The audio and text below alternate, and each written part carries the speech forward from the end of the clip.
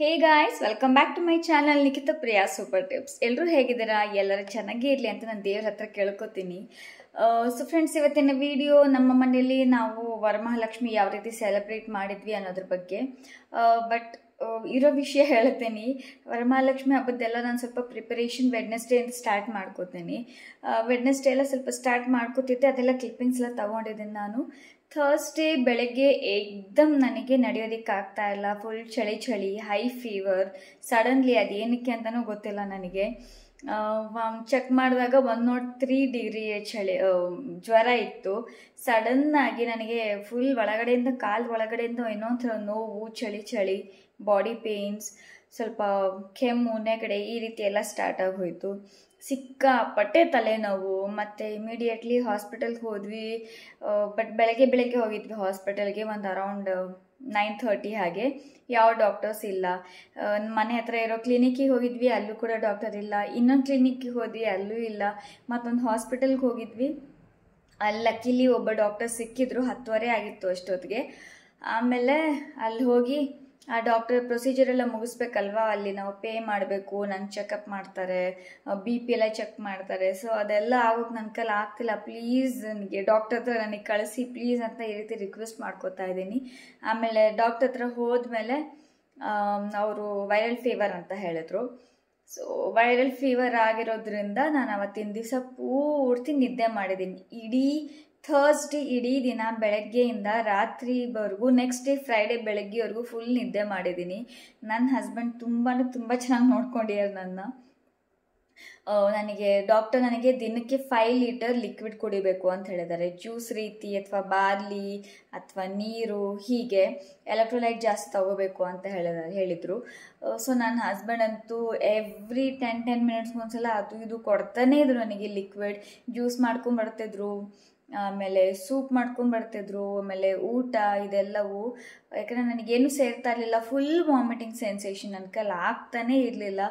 And ಅದಾದಮೇಲೆ ಸಂಜೆ ಸ್ವಲ್ಪ ಓಕೆ ಅನ್ನಿಸ್ತು.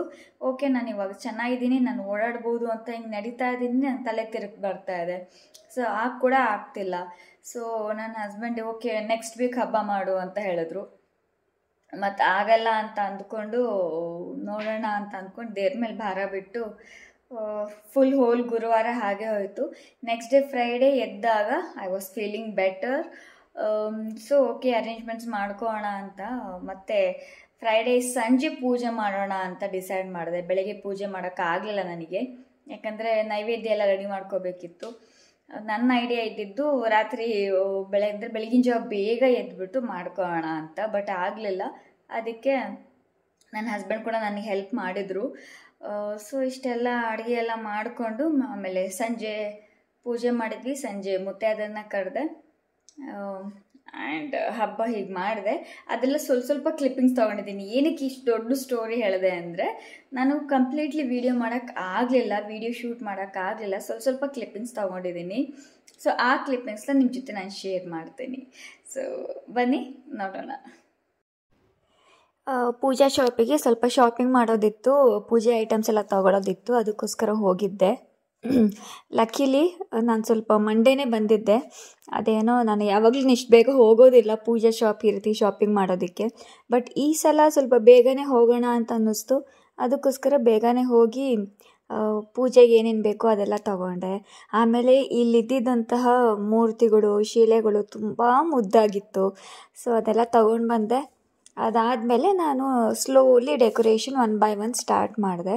ಇದೆಲ್ಲ ಫುಲ್ ಧೂಳೆಲ್ಲ ಕೊಡವಿ ಎಲ್ಲ ಕ್ಲೀನ್ ಮಾಡಿ.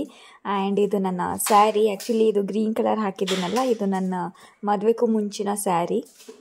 ಆ್ಯಂಡ್ ನನಗೆ ಇಷ್ಟವಾದ ಕಲರ್ ಕೂಡ ಹೌದು, ಒಂಥರ ಬಾಟಲ್ ಗ್ರೀನ್. ಸೊ ಅದನ್ನೆಲ್ಲ ಹಾಕಿಬಿಟ್ಟು ಎಲ್ಲ ರೆಡಿ ಮಾಡ್ತಾಯಿದ್ದೀನಿ. ಆ್ಯಂಡ್ ಈಗಲೂ ಕೂಡ ನಾನು ಈ ವಾಯ್ಸ್ ಓವರ್ ಕೊಡ್ತಾ ಇರೋದು ಮಲ್ಕೊಂಡೆ ಹಾಸಿಗೆ ಮೇಲೆ ವಾಯ್ಸ್ ಓವರ್ ಕೊಡ್ತಾ ಇದ್ದೀನಿ. ಯಾಕಂದರೆ ಇನ್ನು ನಾನು ರಿಕವರ್ ಆಗ್ತಾ ಇದ್ದೀನಿ. ಸೊ ಆ್ಯಂಡ್ ನನಗೆ ಆ್ಯಕ್ಚುಲಿ ಡೆಂಗ್ಯೂ ಬಂದಿದೆ ನನ್ನ ಬ್ಲಡ್ ರಿಪೋರ್ಟ್ ಪ್ರಕಾರ. ಸೊ ಅದಕ್ಕೋಸ್ಕರ ವಿಡಿಯೋ ಸ್ವಲ್ಪ ಪೋಸ್ಟ್ ಮಾಡೋದು ಲೇಟ್ ಆಗ್ತಾ ಇದೆ. ಲೇಟ್ ಆದರೂ ಪರವಾಗಿಲ್ಲ ಅಂತ ನಾನು ಪೋಸ್ಟ್ ಮಾಡ್ತಾ ಇದ್ದೀನಿ. ಐ ಹೋಪ್ ನನಗೆ ಜಾಸ್ತಿ ವ್ಯೂಸ್ ಕೊಟ್ಟು ನಂಗೆ ಸಪೋರ್ಟ್ ಮಾಡ್ತೀರಾ ಅಂತ ಅಂದ್ಕೊಂಡಿದ್ದೀನಿ ಫ್ರೆಂಡ್ಸ್. ಸೊ ಈ ರೀತಿ ಎಲ್ಲ ಡೆಕೋರೇಟ್ ಮಾಡ್ತಾ ಇದ್ದೀನಿ.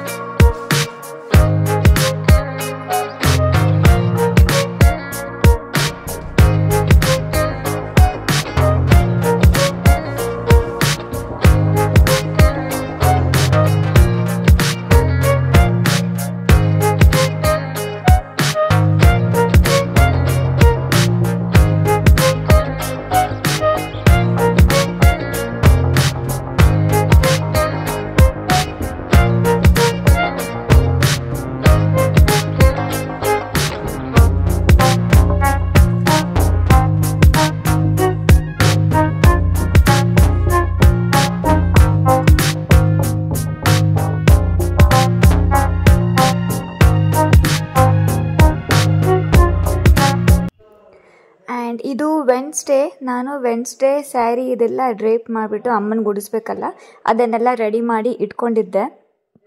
ಈ ರೀತಿ ಕ್ಲಿಪ್ ಎಲ್ಲ ಹಾಕ್ಬಿಟ್ಟು ಎಲ್ಲ ರೆಡಿ ಮಾಡಿ ಇಟ್ಕೊಂಡಿದ್ದೀನಿ. Hello hello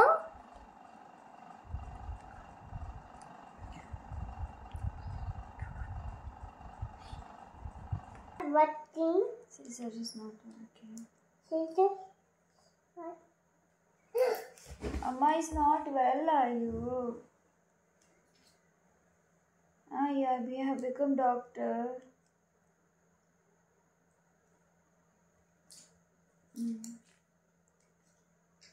My dad stove.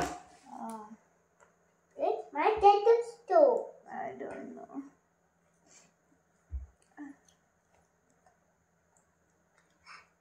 See, hey, my scissor again broken.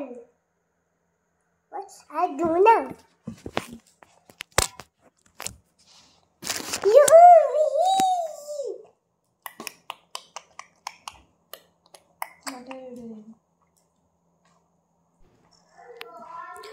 Next day ಅಂದರೆ ಥರ್ಸ್ಡೇ, ಗುರುವಾರ, ಹಬ್ಬ ಹಿಂದಿನ ದಿವಸ ಫುಲ್ ಕಂಪ್ಲೀಟ್ಲಿ ಹುಷಾರಿಲ್ಲ, ಫುಲ್ ಮಲ್ಕೊಂಡ್ಬಿಟ್ಟಿದ್ದೀನಿ. ಚಳಿ ಅಂದರೆ ಚಳಿ, ಸಡನ್ ಹೈ ಫೀವರ್, ಅದಕ್ಕೋಸ್ಕರ ಜಾಸ್ತಿ ಕ್ಲಿಪ್ಪಿಂಗ್ಸ್ ಶೂಟ್ ಮಾಡೋಕ್ಕೂ ಆಗಲಿಲ್ಲ. ಸೊ ಬನ್ನಿ ನಮ್ಮ ಲಕ್ಷ್ಮಿ ಅಮ್ಮನ್ನ ತೋರಿಸ್ತೀನಿ ನಾನು ನಿಮಗೆ.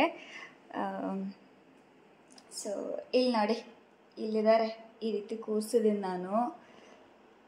ಓಕೆ, ಇವತ್ತು ಆ್ಯಕ್ಚುಲಿ ಇನ್ನು ಸ್ಯಾಟರ್ಡೇ, ನಾನು ಇದನ್ನು ವಿಸರ್ಜನೆ ಮಾಡಬೇಕು, ಆಮೇಲೆ ಮಾಡ್ತೀನಿ. ಸೊ ಈ ರೀತಿ ಆಗಿತ್ತು ನನ್ನ ವರಮಹಾಲಕ್ಷ್ಮಿ ಹಬ್ಬದ ಸೆಲೆಬ್ರೇಷನ್. ನಾನೇನೇ ತಪ್ಪು ಮಾಡಿದ್ರು ಅದೇ ನಂಗೆ ಕ್ಷಮಿಸ್ಬೇಕು ಅಂತಲೇ ಅಂದ್ಕೋತೀನಿ, ಬಿಕಾಸ್ ಹುಷಾರೇ ಇಲ್ಲ. ಆ್ಯಂಡ್ ಇವಾಗ ಸ್ಯಾಟರ್ಡೇ ಅಲ್ವಾ, ಇವತ್ತು ನಾನು ಸ್ಯಾಟರ್ಡೇ ಶೂಟ್ ಮಾಡ್ತಿದ್ದೀನಿ. ಸೊ ಸ್ಯಾಟರ್ಡೇ ಕೂಡ ನನಗೆ ಫುಲ್ ಹುಷಾರಿಲ್ಲ, ಒಂಥರ ಸ್ಯಾಟರ್ಡೇ ಕೂಡ ಬೆಳಗ್ಗೆ ಹುಷಾರಾಯ್ತು. ಫ್ರೈಡೇ ಐ ವಾಸ್ ಗುಡ್, ದೇವ್ರ ದಯೆ ಅಂತ ಅಂದ್ಕೋತೀನಿ. ಬಟ್ ಸ್ಯಾಟರ್ಡೇ ಮತ್ತೆ ನನಗೆ ಸ್ವಲ್ಪ ವಾಮಿಟಿಂಗ್ ಸೆನ್ಸೇಷನ್ ಥರ ಆಯಿತು, ನಾಸಿಯಾ ಆಗ್ತಿತ್ತು, ಆ್ಯಂಡ್ ತಿನ್ನೋಕ್ಕಾಗ್ತಿರಲಿಲ್ಲ. ಮತ್ತು ಟ್ಯಾಬ್ಲೆಟ್ ತೊಗೊಂಡಿದ್ದೀನಿ. ಸೊ ಇಷ್ಟು. ಆಮೇಲೆ ನಾನು ವಿಸರ್ಜನೆ ಮಾಡ್ತೀನಿ. ಈಗಾಗಲೇ 4 o'clock ಆಗಿದೆ. ಆ್ಯಂಡ್ ಈ ವಿಡಿಯೋ ಮೇ ಬಿ ನಾಳೆ ಸಂಡೇ ಅಥವಾ ಮಂಡೇ ಬರುತ್ತೆ. ಪ್ಲೀಸ್ ಲೈಕ್ ಮಾಡಿ, ಶೇರ್ ಮಾಡಿ ಆ್ಯಂಡ್ ಸಬ್ಸ್ಕ್ರೈಬ್ ಮಾಡಿ.